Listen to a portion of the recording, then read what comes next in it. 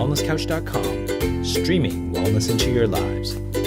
You're listening to A Quirky Journey, the Healthy Family Podcast with your hosts Jo Whitten and Leah Follett.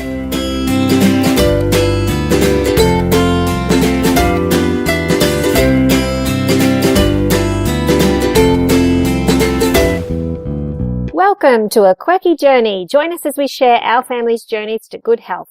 You'll find plenty of inspiration, tips and recipe ideas, as well as stories from everyday people who've struggled and overcome health problems and diet challenges in their own families. I'm Jo Whitten, author of the blog and book Quirky Cooking, and I'm here with my amazing friend and co-host Leah Follett. Hi, how are you? Good. G'day. And also another absolutely gorgeous friend of mine, Alexx Stuart. Hi, Alex. So good to be with you guys today. Oh, we're really looking forward to it, aren't we, Leah? Oh, super. Yes. I've known Alex. I was trying to explain to Leah where I met you, Alex, and I was thinking, where did I meet you? I guess it was online. Yeah, I know. We met online blogger dating. Yeah. And I can't remember how long we've known each other for, but it seems like a while. I think it's been a good 2 or 3 years because you were down in Sydney for something shortly after we met, and then we caught up there at the Food Revolution Day picnic, and That's right. And you came up here. That's right. I went down 2 years ago, it would have been, for the bloggers thing. That's what it was. And we all got together and had breakfast and went on a bloggers picnic. No, the Food Revolution picnic. That's what it was. Exactly. Yeah. And then I've been down again, and you've been up here, and Yeah. So, Alex and I have a very similar way of thinking about food and eating. Yes, we do. So we enjoy each other's recipes. And Alex is also quite an expert on all things organic, non-GMO, and where your food comes from, and also the whole more than food, the toxins in your home, the chemicals that are surrounding us in our society, how to minimize those in your home and family. Is there anything else you want to say about that? No, not really right now, but just so that people kind of get an idea of what I'm about. It's really about what you put inside you, but not just that, what you put on, what goes on around you, and also to stay happy, because that's such a huge part of the wellness puzzle, what goes on inside your head, because we can get really OCD about, food, and that can become a really stressful issue, and it really shouldn't. Neither should the toxins in our environment. We've got to make sure we check in with our heads too on this journey. Yes. Yeah. So today we're going to talk about how to eat clean.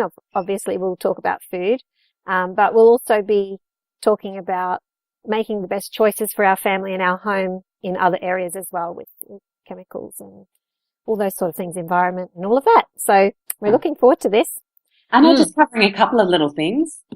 Yes, just a few. We're just going to solve the world's problems, basically. Yeah, I can't wait. Could be interesting. All right. So, well, in solving the world's problem, where do you start? Yes, exactly. Where do we start? It's a big thing. Well, let's just start with what we're good at. Let's just start with food. Yeah, but can we start with Alex's background, because I don't know her. It's all very nice and good for you because you're a blogging buddy. Yeah. But I don't know her. I don't know her from Bar Soap. So let's get that done. Yes. Tell us your story, Alex. What's the story?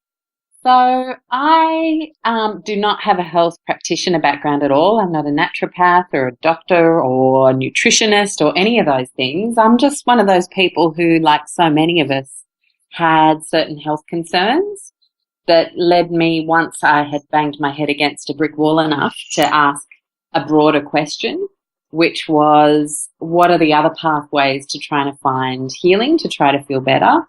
And, it's so interesting how much easier it is now to really, go to Dr. Google and see a whole bunch of nutritional, naturopathic, kinesiological, all these other sort of modalities and ways of finding health. Whereas 10, 15 years ago, when I started asking myself that question, surely taking antibiotics over and over and over again is not helping me out here. There's got to be a better way.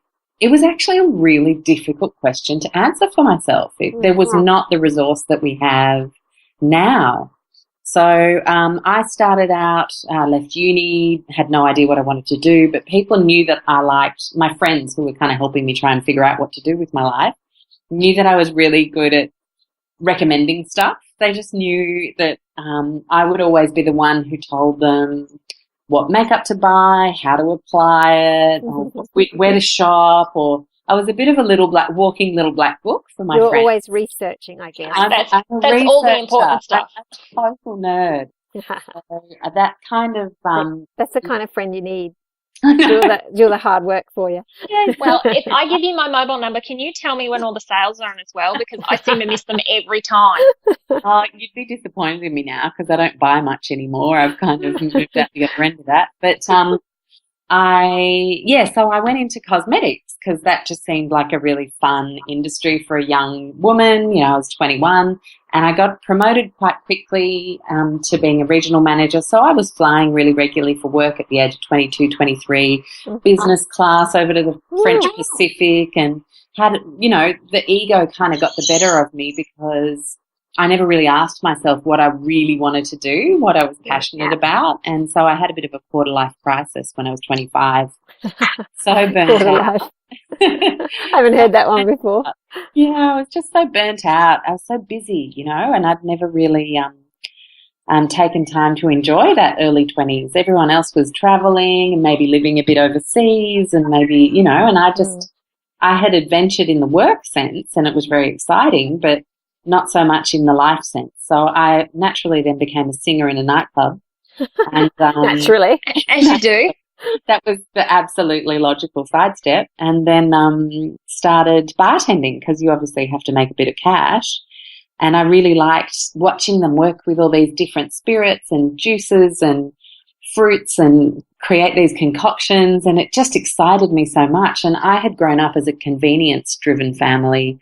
I was microwaving pasta meals, I was microwaving eggs, I was microwaving popcorn, I was microwaving every damn thing you could possibly microwave.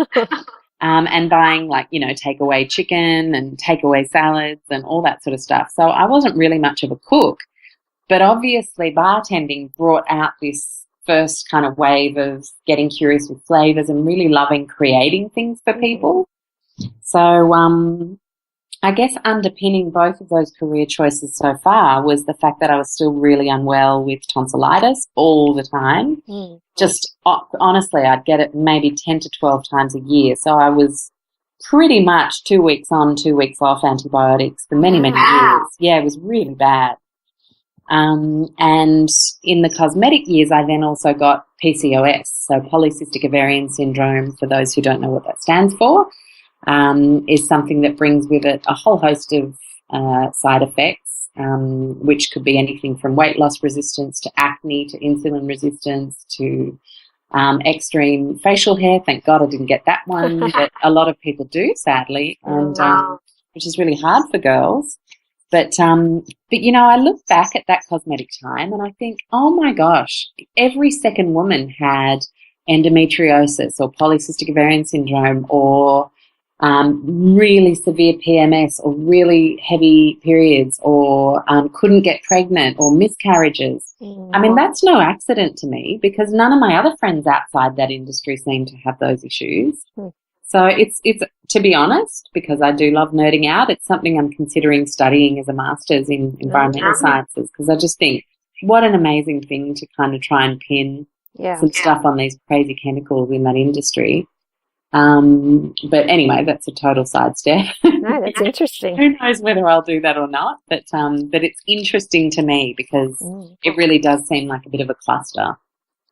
So after hospitality kind of started to wear off, I'm just, working very late nights and getting lots of migraines and having really bad back pain. It's actually quite grueling work, really physical, and very chemical oriented. I mean, there wasn't a day that I didn't have a spray and white bottle in my hand for 2 hours at a time, cleaning up the bar, no gloves, no mask, none of that. So again, and then as soon as I left that industry, didn't have migraines anymore. The same thing happened when I initially left cosmetics. No migraines anymore. I don't think these are accidents.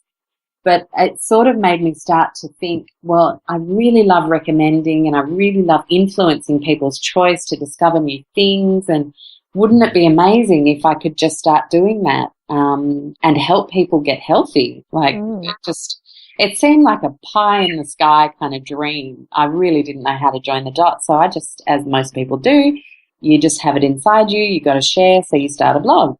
Yep. You know, and over time, I had a little events business on the side that was working as a great little business while I had the little guy as a baby, because it was just, you know, short, sharp bursts of work to keep the cash coming in the door. Mm-hmm. But the blog started to grow, and over nearly 3 years, last year or the year before last year, I created a little ebook, which is Real Treats, and that became an Amazon bestseller on the first day, which I'm pretty excited about. That was very exciting. Oh my gosh, it was so amazing. It was a topic I knew people needed help, not just eating healthier, yummy treats, but really understanding and getting to a place where we didn't feel like we were missing out, or you shouldn't eat things like those nasty packets of weirdness, but as if you would dream of that when you discovered just how delicious real treats were. So that was really exciting. And then a year later, I just decided that there were so many beginners wanting to ask me about pots and pans one day, and what skincare should I use, and what water filter should I get, and is fluoride really that bad, and all these sorts of beginners questions I was getting. So I decided to turn those into e-course products so that people could join me for a really focused month and make some awesome changes. So that's kind of, in a nutshell, the last 20 years of my working life. So how has the course gone? I'm dying to hear.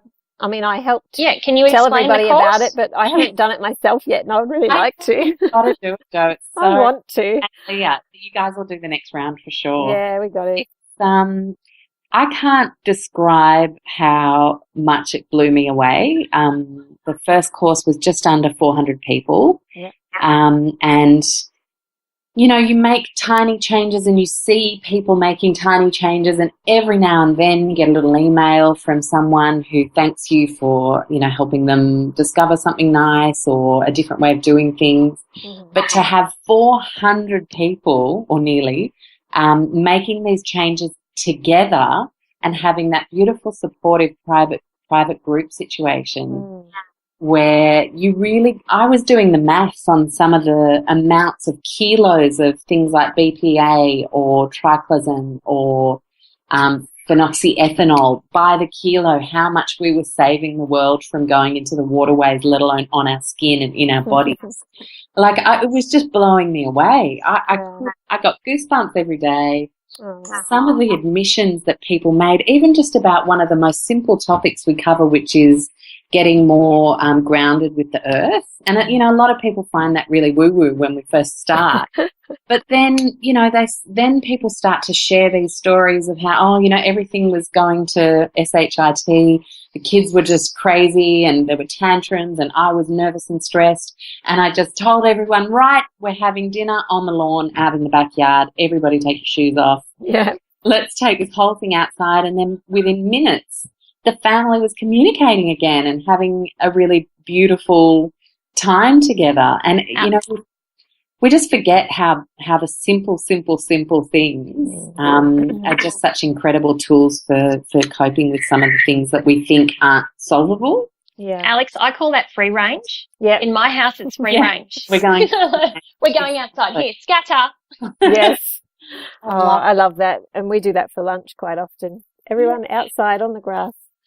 And I think being someone who doesn't even have so much as a balcony, we live in an apartment, we still manage to do it. You know, we just get outside as much as possible. We go down to the local park or walk barefoot to school if that's all you can manage, or just something that just keeps you connected with the earth in our built-up environments. And I think that helps people realize anyone can do it, being such a sad chick myself. Yeah. And then we've had 3 pregnancies from people who've had miscarriages for years, who are now so exciting. It's unbelievable. We're so toxic. Just modern average person is either so toxic with stress or toxic with chemicals, or both. Mm-hmm. And it's not rocket science, but it just takes hitting that enrollment button. And I'm not doing this to sell this to people. It's honestly such an individual choice as to when the time is right for people. But once you say, I'm signing up, even that alone makes you start to think, it does. I want stuff to be different. Yeah. And honestly, I've got a lump in my throat even just saying it now. It makes me so emotional. I'm so glad that you did that. It's been such a help to so many people. I've had lots of feedback about it. Like, when I posted on my Facebook page and people say, it's really good. Learning heaps. So, awesome. That's really good. Yeah, so it's just such a pleasure to be able to help so many people. It's just, it actually blows my mind. So, amazing. Yeah. Do you have any questions about that, Leah? Well, actually, I've not done an e-course, so I'm really interested to know, like, how much time are we talking about in investing in the e-course, and how's it delivered? What sort of things do you need at home in order to participate?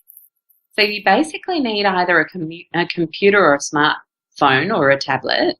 Mm-hmm. And a pair of headphones, because I think it's quite nice to take the interviews that I run over the courses for a walk. So you can just kind of just be out in nature, looking at beautiful things and listening to inspiring stuff rather than sitting at home at the computer. Yep. And then what else do you need?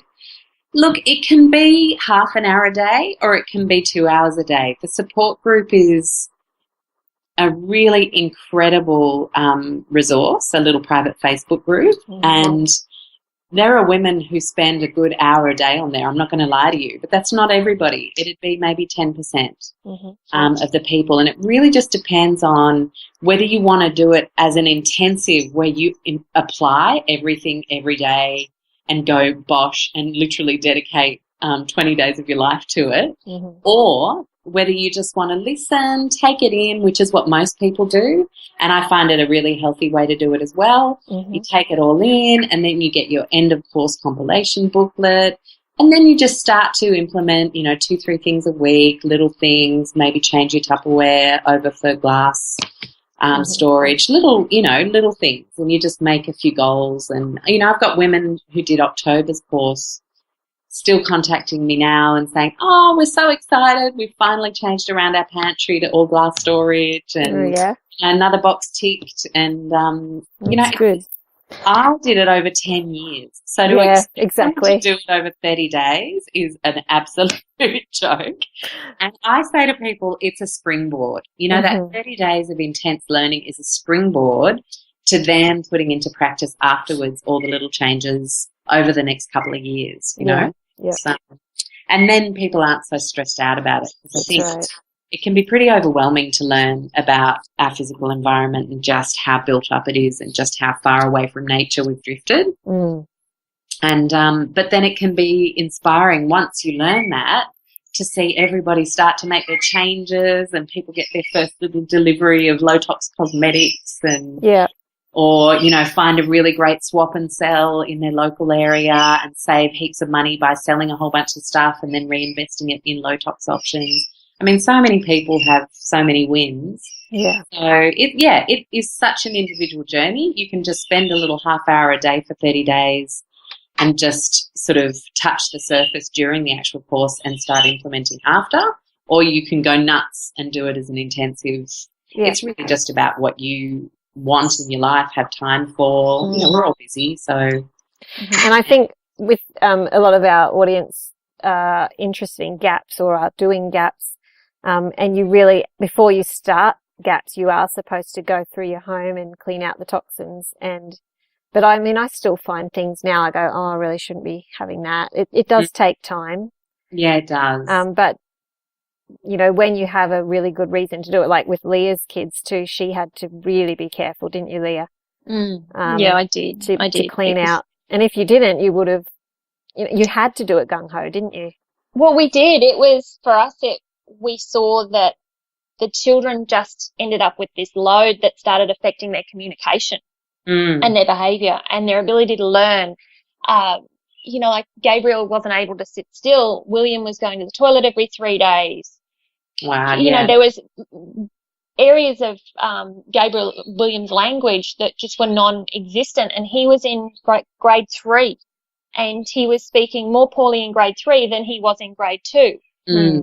And we needed to do that straight away, and we needed to do as much as we could, and it was like a big intervention for us. Yeah, exactly. So, and we just threw everything at it, and just that's exactly right. So it really just comes down to the individual and what you want to do, or perhaps, as you say, what you have to do. Yeah. For me, I did so much, like probably about 80% I did in a month, because I was just so disillusioned, and I thought, I've got to get rid of all of this stuff. And it really, it was a passion project that literally happened for me overnight. But then after that, there were those little tweaks, as you say, Jo, that you just still kind of discover. And then there's always that couple of percent that you just have to go with the flow. I was at an event a few weeks ago. It was in a developing community that I was looking at doing some workshops with, and they were so proud to serve this pumpkin soup, and everyone was so excited, and it was in a styrofoam bowl. Am I going to get upset about that and not drink it as this incredible gift of work from the women in that community? Of course not. Just drink from the goddamn styrofoam bowl that day. It's not about perfect, because there is no black and white, and I think we can really harm our mental state if we change perfect. Exactly. It's just about making those changes as you can and doing the best you can. Exactly. Not stressing. Absolutely. It's totally counterproductive. So, I'm really aware of that. And that's why I build meditation into the course. Right. Because I just think just ensuring that we're really at peace in our minds and feeling positive and light about it, rather than depressed and stressed and freaking out. And it's all about the energy we bring to the space, isn't it? Oh, I wish someone had told me that. I did all the freaking out. I did it. It was hard. It was fast. It was manic. It needed to be done, and that list wasn't going to check itself off. So I think I drove everyone mad with the amount of stuff that was being chucked out of my house and my home, and it's it was great for the community that I dropped it off at. I took it down to St. Vinny's. But it was whole bootloads, and I remember doing 3 bootloads, and that had to go, and that had to go, and wow. Even at the back of the cupboard, so much stuff was still in packets and tins that wasn't even opened. And I had got them on sale, and I was going to use them in an emergency, and how you store things, and then you just sit there thinking, oh, that was so important then, I really don't want to get rid of it, but at the same time, you've just got to. Yeah, and I love what you've brought up there, Leah, because a huge part of the course is the low-tox life one, is about simplification. And, a lot of people start out thinking, I've got to find a low-tox version for every single item that I have. But what you realise, and it's the same with food, if you go with your non-organic conventional supermarket trolley full of crap and weirdo packets of fakeness, and you swap all of those for weirdo packets of fake organic stuff instead. Gluten-free. But it's gluten-free! Then I made all that wrong too. I did the wrong thing there too. I did. Well, and so many of us do, My mum talked to me about that. She's like, oh my God, it's all so expensive. And we had a look in the pantry, and it was all the shiny, glossy packets, but they had organic written on them. Yeah. So yes, organic packaged food is 3 times the price of non-organic packaged food. So that's why you have to actually change and simplify. And you have to actually realize that the goal is to minimize how much stuff we have in the first place. I used to have a makeup collection that was in a special box that had 3 tiers. And I used to have I think I had that too. And honestly, now I've got 1 eyeshadow, 1 lip balm, 1 mascara. I think it all fits in a little tiny bag. I know, in a tiny bag. I used to have, like, you would have counted 5 kilos easy in my luggage once upon a time. So, yeah. Mm. Yeah. It's like you said, it's the same with food. People with trying to swap everything over to, I can't have this bread, so I'll have that bread, and it costs 10 times more. Instead of just going, well, what am I doing? I really don't need this amount of bread. Why don't I just have some more vegetables or something? Absolutely. So, it's about reinvesting the fluff into less and better quality stuff. That's right. Yeah. So can you give us a bit of an overview of the direction you go with food? Mm-hmm. So what you believe. Yeah. So what I believe is that real is best. Yep. I think there are some universal evils, I like to call them. And those universal evils are the refined sugar, refined white flour, especially the bleached stuff, vegetable oils such as canola, sunflower, and grapeseed, cottonseed, soybean, and genetically modified foods. Yep. And I would say that those would be the 5 evils that are evil to everybody. Just no matter what you believe, which niche you want to drop yourself into after that, no one should eat those. If we can possibly help it. And the way I came to that conclusion was by reading amazing literature by Michael Pollan, for example, some wonderful New York Times writers like Mark Bittman, Dr. Vandana Shiva, who is a pioneer in the activism against genetically modified monocropping agriculture, and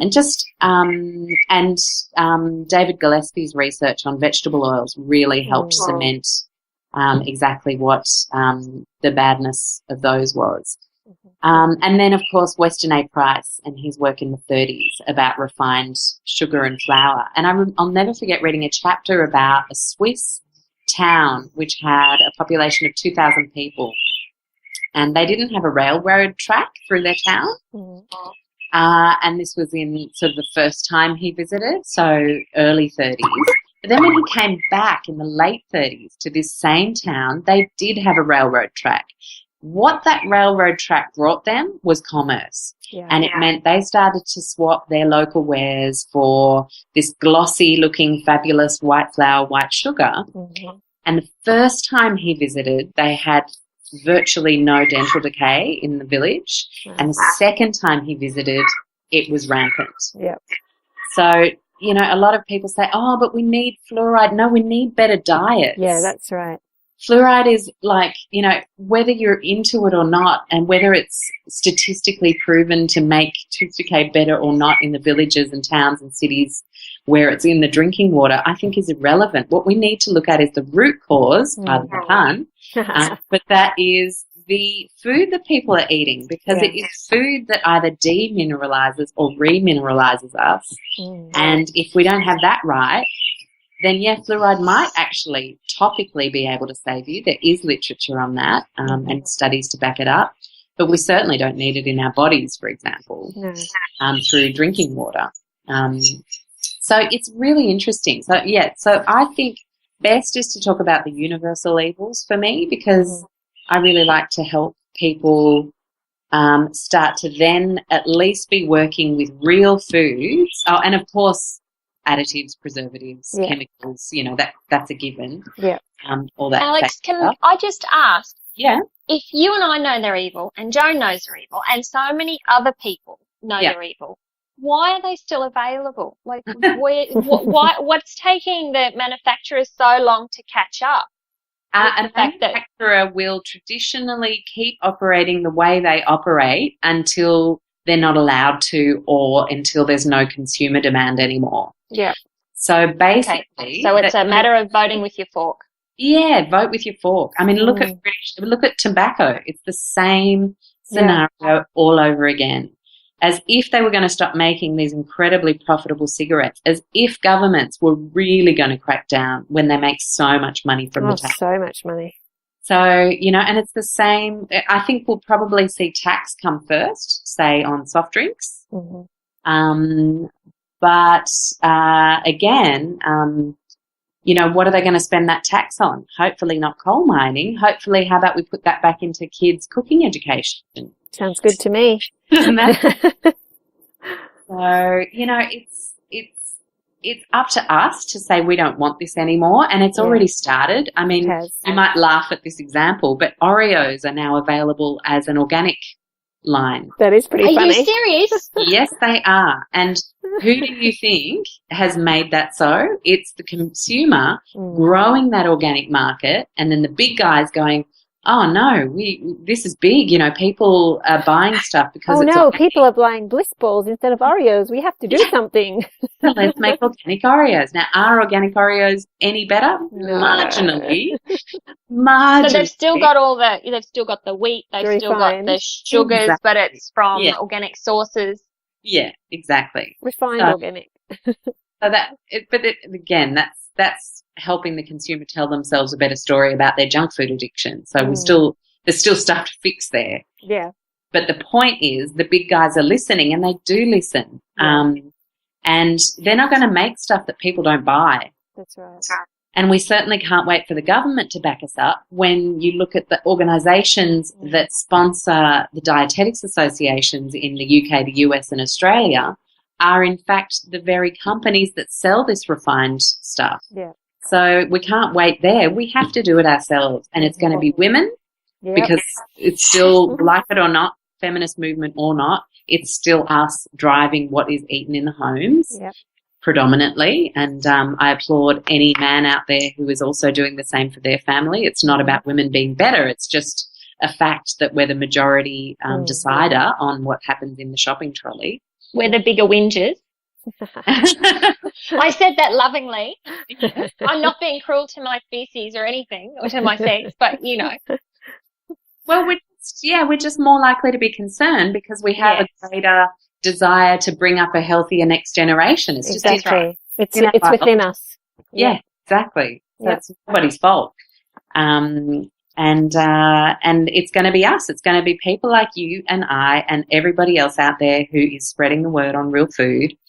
And incredible activists like Robin O'Brien in the US who's fighting against GMOs and trying to get labelling happening over there. It's people like Jamie Oliver trying to get kids cooking education mandatory in the G20. It's, you know, it's some pretty incredible voices out there that we can now feed into to get this real food message happening. And then once you're eating real food, look, I know healthy vegans. I know healthy paleo people. I know healthy whole food people. I know healthy pescatarians, flexitarians. I know healthy people across all of these. Yeah. And the thing is, there will be a scientist who can back up their vegan for health papers, you know, a mile long and tell you this is the way.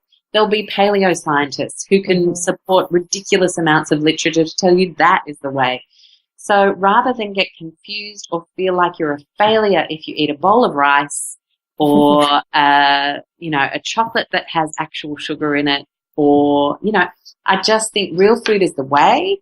And to then start to own your right to be your best health professional, to listen to your body, to listen to information that resonates with you, to join groups where you don't feel like you're an outcast and where you really feel like you belong and you're motivated and you're supported. And that might be a vegan group for one person. It might be just a regular whole food page for another person. It might be the paleo way and what Pete's doing for another person. It could be anybody. But as long as it's real food and it's working for you, does it really matter who's right? I don't think so. Yeah.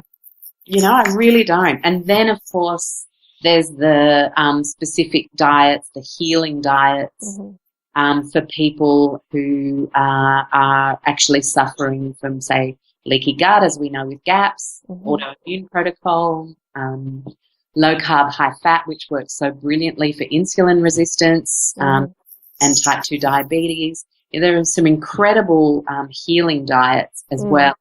But for the average person, say you're just running along healthy and you just want to get healthier, number one, get rid of the universal evils. Yeah. And number two, just start asking yourself, how do I feel after that meal? What works? What doesn't? you know, and for me, it's been a constant learning journey. Oh, and, definitely. you know, like eggs, for example, I was eating 2 a day and wondering why I was feeling really heavy until I saw an Ayurvedic specialist who was amazing and asked me an hour's worth of questions before she told me anything, which was just, you know, wouldn't that be incredible if all doctors did that? Yeah. And she said, you know, so eggs, I'd say maybe 4 or 5 a week for you, just for your balance of energy, and your type, so your dosha. I'm Vata heavy, and I can't tell you the change that made for me. And yet I had bought into, well, if I'm not going to be eating cereal, I've got to eat eggs, and eggs are amazing, and eggs are so full of protein, all these incredible nutrients, and they are. But it doesn't mean it's right for everybody and all the time and as much as you want, you know. Yeah. our Personal little messages from our insides tell us everything we need to know about what's right for us if we listen hard enough. And do you find that if you're reducing the chemicals in the home and looking after your sleep and your exercise and all those things, getting all that in balance, that voice is stronger? Oh, absolutely, because you've got time.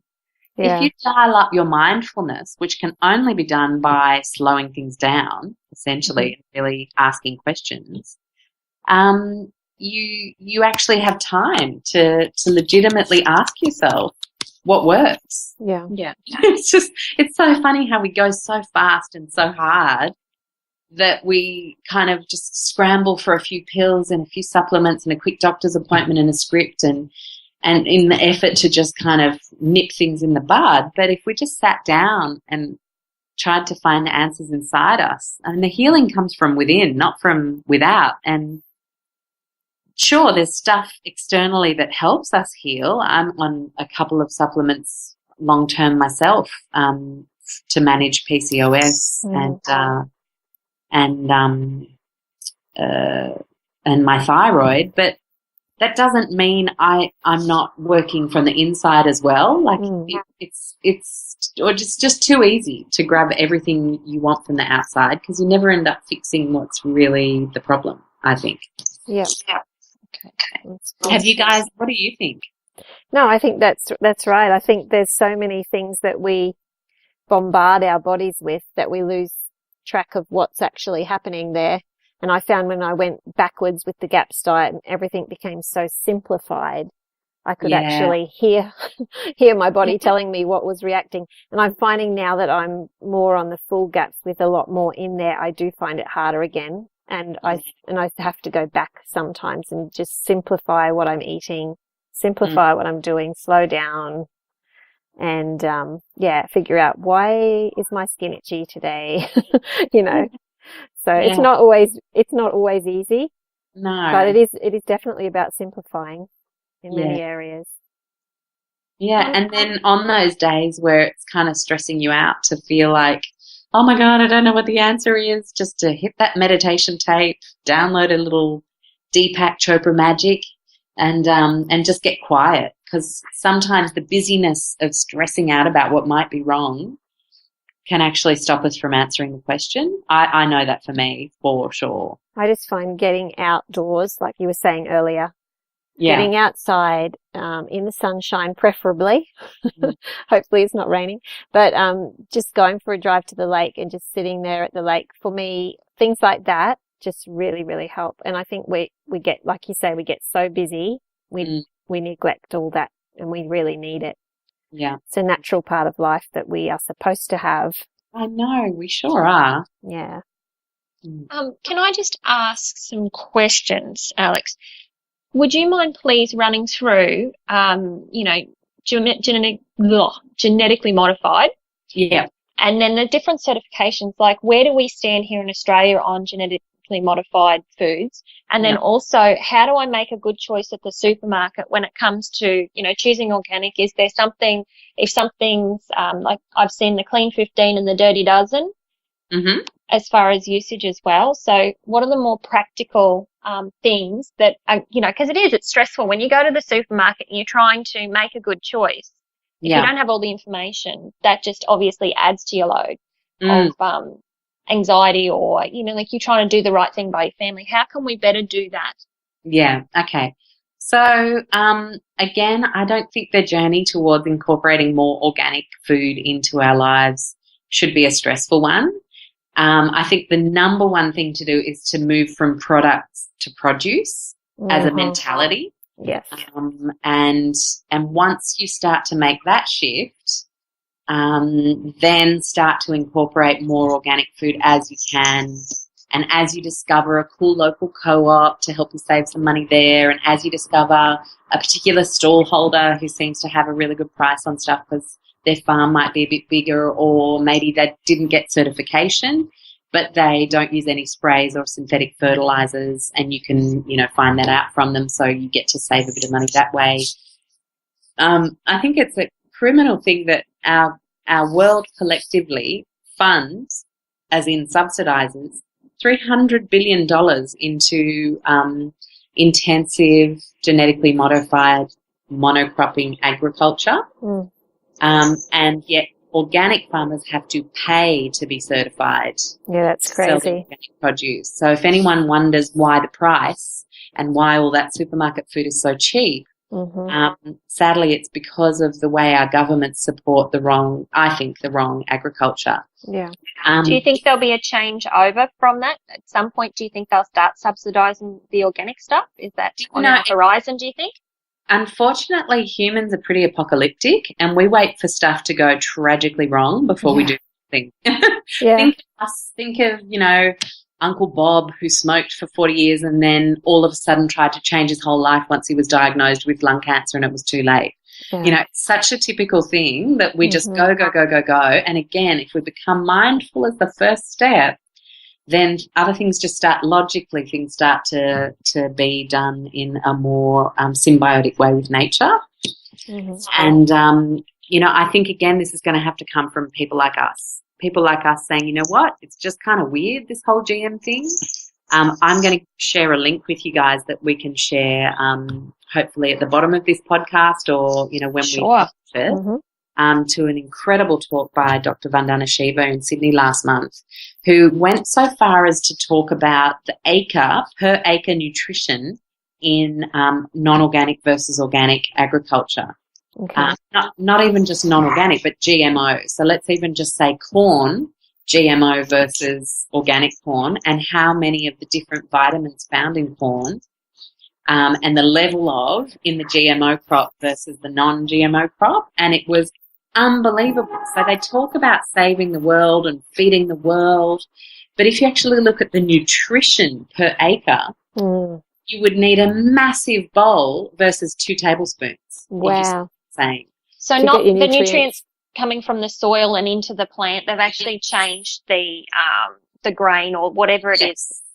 Because genetically modified or intensive monocropping agriculture destroys biodiversity, which then in turn destroys the worms and the good work that they do to remineralize our soil. We should have 80 million, not 80, we should have 80 million. We should have 80 different minerals going through the soil and up into our crops. And in intensive agriculture, we just don't. So it's that's because they don't do the crop rotation and they don't do, like the green manures and those sorts of things. Exactly. There's no biodiversity in that model. And biodiversity is the key to diverse micronutrients, which we need for our gut. We sure do, which is exactly why some of the work, like people like MIT PhD researcher Stephanie Seneff, who's speaking at Mind in May, is doing a lot of research around autism and glyphosate, the major ingredient in Roundup. Yeah, I've heard that. Yeah, some pretty scary stuff coming out about what it's doing to our gut health. So you can't drink it after all, hey? No, you can't after all. My husband used to work for the forestry department. Yeah. And, the stuff that, it's fine. It won't hurt you. You can drink this stuff. I was like, yeah, right. Yeah, no, you can't. Oh my gosh. No, they honestly I'm shaking my head. Yeah, it was just like shocking, no protection. No. And I've spoken to, an incredible African woman that I met She was from Uganda. I met her last month at an event, and she has come to Australia to get an education, to go home to Uganda and save her community from genetically modified foods, because she's seen her father die, her uncle die, her grandfather die. So many men in her village have cancers that none of the elders had experienced ever before, and they were not given any education. They're just given the chemicals, And told to use them. told to use the seeds. Someone even came to rip the seeds out in the middle of the night. You know, this isn't a lie. This isn't people trying to be sensationalists. This is happening in villages where there's very little knowledge. So they're sadly taking advantage. And do I have an issue with genetically modified foods full stop? I can't say that I do. I'm not a scientist. I don't know the full story, and I don't know how we could best use them to our advantage in the future. But I do take issue with the model that allows a company like Monsanto to make seeds royalty-based, so that farmers have to buy them fresh every year, and to not only make those seeds royalty-based, but to make them such that the plants that then grow from those seeds can withstand greater amounts of chemicals, which they sell to. Yes. That I disagree with. That is something very, very dodgy about that. Very dodgy. And if anyone out there wants a local resource, an Australian resource, I can definitely recommend madge, madge.org.au, who tell you all about shopping GMO-free, about GMO foods, labelling GMO, what they're trying to do. Because at the moment, a lot of Aussies think we're safe from GM. We think it's an American problem. We think it's a South American problem. Yeah. But I can tell you right now, if you're buying any multinational company's products in the supermarket and in that ingredient list is corn or soy, then I'm afraid that you are eating genetically modified ingredients. Yeah. It's just a fact. And a lot of people don't know that. So, it's a big problem. And I don't have the answers. I'm just someone who's concerned. but I certainly see an issue, and I certainly see the science starting to come out from researchers who are getting funding to do independent studies, and it's pretty terrifying. And, if the best thing you can do is invest in time in cooking and eating local organic produce, because you're going to save so much money down the track. Yeah. And again, we talk about all that fluff in cosmetics, for example. Stop buying it all and reinvest your money in good quality 3 or 4 or 5 pieces. Same goes for food. Stop buying the vacuous packets of weirdness and reinvest that money into good quality organic food. You will be cost neutral. You will. Yep, I agree. It's but it's hard because it's a cultural thing. It is, and it's a habit. And everything. It's just, but I just want to have some stuff in the cupboard for when they're hungry. Yeah. And, we've all got to train ourselves to do a better job. We're doing this for our kids. Yep. I mean, when infertility is on the increase at the level it's at, we can't just lay back and let that happen. We've got to change the way we're doing stuff. And yes, it's scary. And yes, it means a few of us are going to feel like weird freaks for a few years until society catches up. Yeah.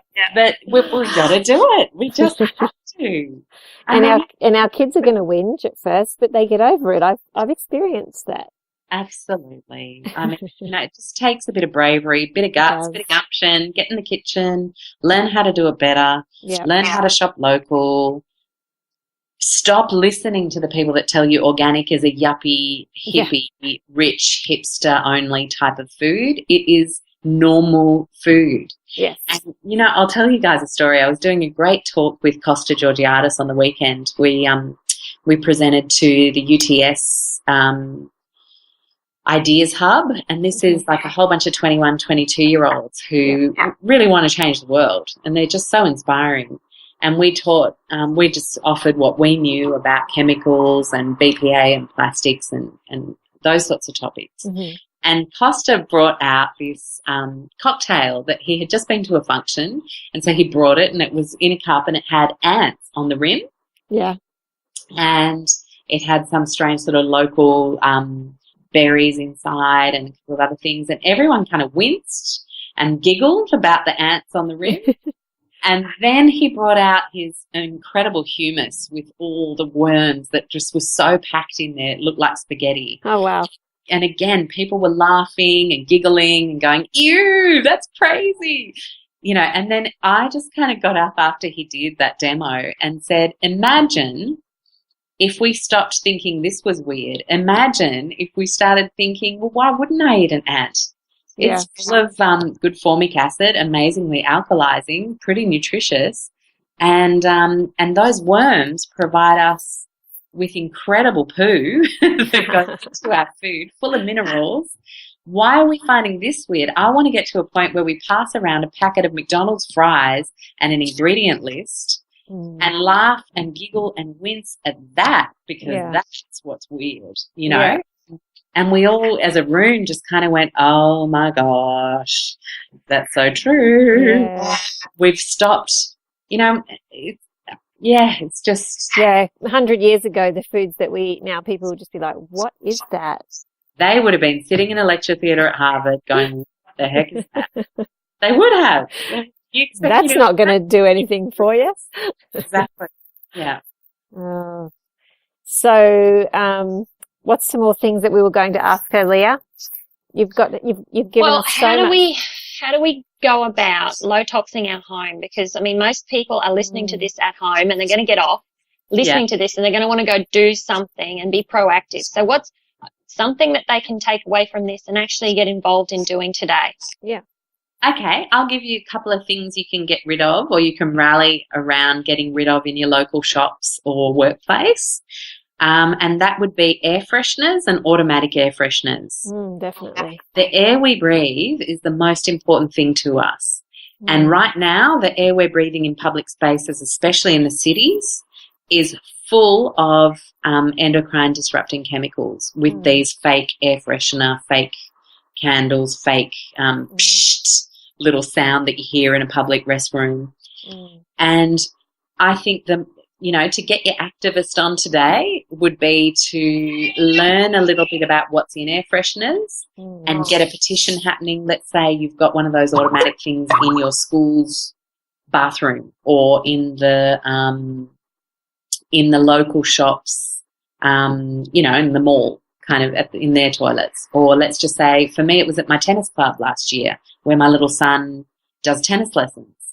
And you just explain it to families why it's bad and get a few signatures and say, we don't want this stuff in our air. We want normal, clean air. And that could be what you do in public spaces. And then at home, ditch the Airwick, ditch the Glade Fresh, whatever it is, ditch the plug-in car air fresheners. If you don't like the smell of your cigarettes while you smoke in the car, stop smoking. That's the solution. Yeah, definitely. We're covering up one problem with another problem, and that's what we do. Yeah. We're so good at that as humans, but we've got to start stripping it back. And fake smells are just about the best way you can make that first step. So, is that the same for perfumes as well? Most perfumes do contain synthetic fragrances. Okay. There are some awesome options. Nourishlife.com.au. Irene has some fantastic fragrances on there. I use the amazing Young Living oils and just burn those with a diffuser. And I can't tell you how delicious nature smells. Oh, yeah. Get back in touch with how it should smell. You then start to realize how fake stuff smells so fake. And it just gives me a headache. Oh, my gosh. Have you guys seen that TV ad for the clean, the fresh air system? No. It is hilarious. You're talking to two people who don't have TV. Well, we kind of do. I think it's in the cupboard. No. Interviewing a highly urbanized girl here. So, Jo, you've seen how small my place is. So yeah. And it's just gorgeous, though. I could go on about how they've got this magical fresh air system that releases air cleaning particles into your air periodically. What? And to me, let's just stop. Again, get mindful, get slow, sit with that. What is that? Where does it come from? How is it made? Do I feel comfortable with how that was made, with what chemicals that go into that product, actually scrap all that. Let's just open a window. Yeah, exactly. Do you know, when I was 16, 17, 18, we were in America living, and we moved into this house and every single window was nailed shut. Every window was nailed shut, and everybody on the street had their doors and windows shut at all times. And it was hot, you know, in the summer or whenever, when it was lovely weather, we unnailed our windows and opened them all up, and we had our front door wide open, and we'd be, you know, playing music and singing, and people would walk past and look in our door like, what is wrong with them? But, you know, you'd go into their houses and it was so stuffy, and they'd have these air fresheners and candles everywhere, and it just gave me a headache. It stunk. And I wonder why we've got an epidemic thyroid issue. Oh, it's crazy.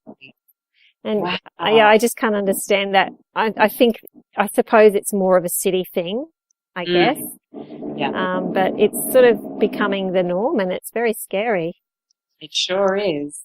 And again, it's just about questioning. If we become people who question, that's half the battle. Yeah. You know, with the food that you buy, with the products that you buy to clean your home, with the stuff you put on your skin, just ask yourself these questions. Where does it come from?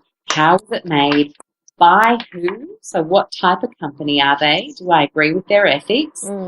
And if you answer those questions and the answers are something you don't like, then it's time to make a change, because you then start living out of sync with your own values if you keep buying that stuff. It's true. So, and it just feels so peaceful to find local awesome people, or even just a couple of people overseas. You know, you don't have to change everything, but just start arming yourself with a really good little black book full of stuff that you know where that comes from. You know the man or woman that started that business, why they started that business, their ethics. And it just feels good, you know. It just feels amazing. And I think one of the reasons that people don't do that more is because of the cost. So have you got some tips that you want to share that help people with the cost of things? I mean, like you said, if you're changing over to real food, you will end up cost neutral, because you're going to go from packets of stuff that's expensive to real food, which is not as expensive. Exactly. And you'll be saving on your healthcare bill. That's You true. save on healthcare bill. You save on GST. So if you buy true. Whole Foods, that's 10% right there. That's right. You also just need to think differently and shop a little bit differently when it comes to a few different things. So we talked about makeup. Yeah. Do you need 5 different eyeshadows? No. Pick 2 colours that you love and buy a low-tox option. In fact, actually, you won't notice a difference in cost. Like if you look at a brand like Weleda, I mean, they're all in the early 20s, most of their products, or late teens, price-wise. And they're above organic. They're biodynamic. Okay. Incredible Swiss company.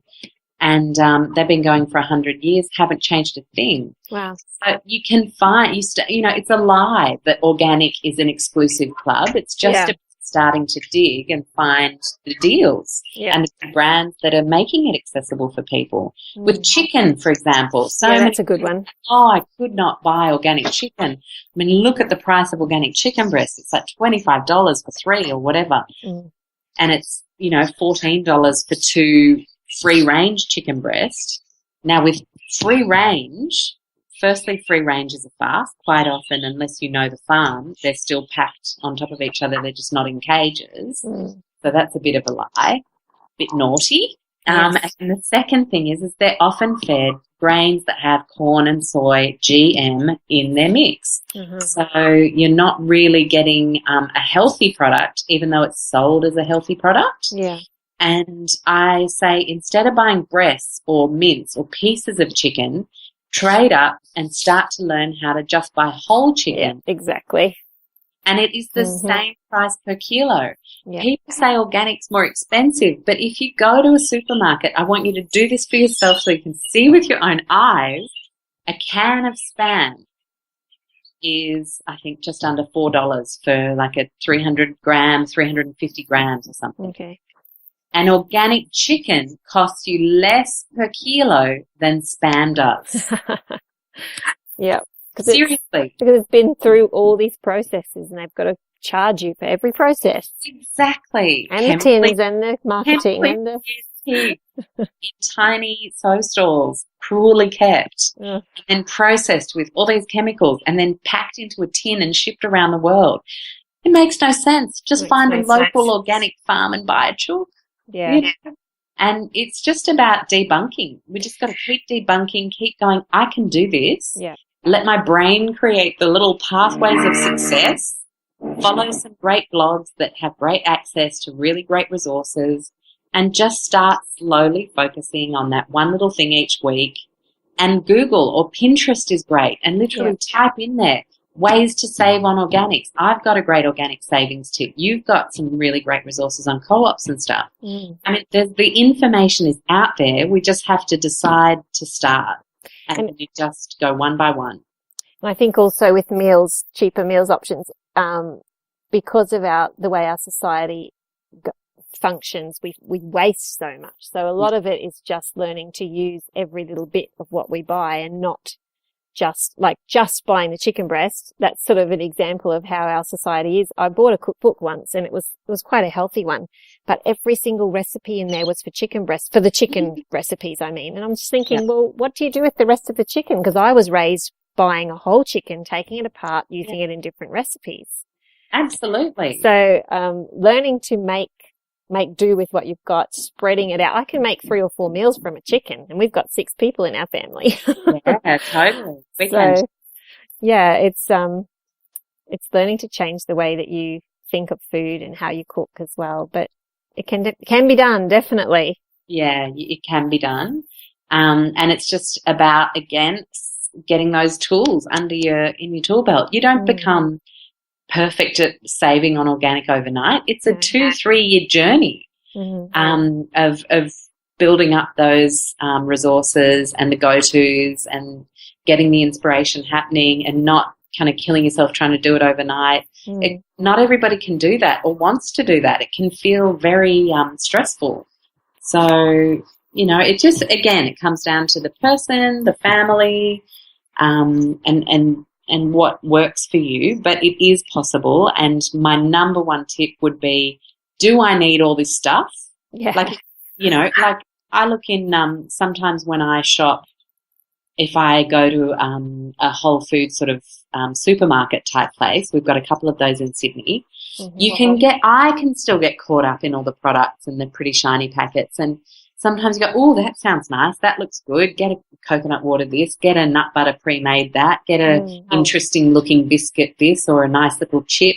And I look in the basket sometimes and I think half of that is not going to serve me for a meal. Yeah. We buy into products, not produce. Yeah. That's a good thing to remember, isn't it? Yeah. Produce, not products. Yeah, exactly. Yeah. That's it. And just, maybe do it for the kids' party so that it doesn't feel like you're a completely different type of family. There's always, I always think there's that little percentage that stops you from stressing out on the journey, where you just let it go and go with the flow. But over time, to just think, no, meat, veg, nuts, seeds, eggs, fish, leafy greens, and just keep it simple with that most of the time, and then relax on the rest. Yeah. As long as it's real, of course, and not any of those universal nasties. Yes. Well, that's really good. I think we should finish up because we've gone an hour there chatting away. That's very easy to do. Day. We could definitely. Did you have anything else you wanted to mention, Leah? No, but I am going to go and check out her website. I think you should. Yeah, I do. I'm interested probably to follow up on the cosmetics part, and just, I suppose, is there any information on your site about, chemicals in clothing and that sort of stuff as well? Yeah, I have a little bit, but most of it is in the course, I won't lie. Oh, okay, cool. Only because I really like helping people go through those mental transformations over the months. Okay. Because sometimes information can be overload and there's no transformation. Okay. And but I've got a little bit on Teflon there, some really good resources on how to avoid that. Oh, good. some good resources on how to avoid BPA. Yeah. And a few bits and pieces. Okay, so there's some stuff to get people started. Absolutely. So if you I'm don't fine-tuning skills. And that's going to be my thing for the afternoon. And make sure, everybody, make sure you follow Alexx on Facebook, because her Facebook page has got to be one of the most inspirational that you'll find. And one of the best I noticed that if people do argue on there, Alexx has the most gorgeous way of turning around things and just getting everybody calm. I really love the way that you answer people, Alexx. It's amazing because it's such people can get so worked up about these kind of things, and especially on social media, you'll get the nasty comments of you're just being judgmental and blah, blah, blah, which I've had that too. And you're not. You're just trying to share what works for you and share what helps, and trying to help the world to see that there is a better way, without being judgmental. But, and I think I've always noticed with your page that it has a really lovely atmosphere, that people can go there without feeling judged, but learn all this stuff. I found it really important from the beginning, only because I think we can all think of a time when we've been judged. Of course. And how horrible that feels. Yeah. And or you can think of a time when you were growing up and you were, it sounds like someone's kids are going. Yeah, that's mine. Sorry, they get rowdy after an hour. That's all right. You can feel like the person who doesn't know anything, and you're so embarrassed that you don't know anything that you don't even want to ask a question. Yeah. And I've been that person. I know that person. And I think if we're going to be educators in this space, two things. It's super important for us to be positive at every opportunity. Yep. And the second thing is to make it really clear that this is not about someone who knows lots against someone who doesn't know lots or doesn't know anything or doesn't even realize there's a problem yet. Yeah. That's not about what this is about. It's about trying to bridge that gap, unify us to realize what the universal evils are. It's not person against person. It's person with person to make a better world. Exactly. And we're not going to be able to do this as lone crusaders. No. Bagging people for not knowing about GM foods or organic benefits. That's just so not make change. And the whole anger at the whole world thing, I just don't think it's, of course you do feel very frustrated at times with the way that government laws are and things, but getting angry oftentimes doesn't really help. It just makes people go, oh, well, I'm leaving this page. Yeah. So to have that kindness and just sharing with people what you're learning, I think that's really beautiful. Thank you. So thank you for that. Well, you do it too, Jo, and I try to. It's important because it's somebody's first day out there. Exactly. Getting curious. Yep. And if we can't make that person feel welcome, then to me, we're doing the job wrong. Yep, exactly. I agree. Well, thank you so much, Alexx. Really enjoyed having you on the show. Oh, it's been such a pleasure. I think I blabbed on so much. No, it's good. We wanted you to blab on. It's good because I didn't have to blab. Yeah, that's right. Leah Normally was so I do quiet. the blabbing. I was taking it in. I was writing notes actually. Oh, good. Mm-hmm. Very good. Well, thank you so much, and we will definitely have to do that course, won't we, Leah? We will. Yes. Yes. Please join me. May 26th, we're doing the next one. Next one. Okay. And how can they find out about that? Just get onto your website. Get onto my website, and I'll be letting anyone who's on my newsletter know, because sometimes Facebook is naughty and doesn't show people everything. So that's the best way to find out, to sign up on the blog. And what can you just say your blog address? I sure can. It's ALEXXSTUART.com. So Alexx with 2 X's, Stuart.com. Excellent. Thank you so much. Excellent. That was a pun. Okay. Thanks everyone for listening into A Quirky Journey, and we hope you enjoyed it and that you found that really helpful and encouraging. And please post any questions or comments that you have on our Facebook pages. You can go to Alexx Stuart's Facebook page, Leah Follett, or Quirky Cooking. And if you've got questions for us, and we would love to answer them. And if you have anything that you would like for us to answer on a podcast, we'd love to hear your suggestions. And also visit thewellnesscouch.com, and you'll find lots of other podcasts, all different types of health journeys and health issues and all sorts of things that will be helpful to you in your journey. And we'd love for you to subscribe to our podcast on iTunes and also check us out on the Wellness Couch. So keep working on those small changes, and we'll be back to share more of our journeys with you next week. Thanks for listening. Bye. Bye. This has been a production of TheWellnessCouch.com. Check us out on Facebook and join in the conversation on Facebook.com/The Wellness Couch. Subscribe to each show on iTunes and check us out on Twitter. The Wellness Couch, streaming wellness into your lives. Whilst the Wellness Couch presenter endeavor to provide accurate and helpful information to their listeners, these podcasts cannot take into account individual circumstances and are not intended to be a substitute for health and medical advice from a qualified health professional. You should always seek the advice of a qualified health professional before acting on any of the information provided by any of the Wellness Couch podcasts.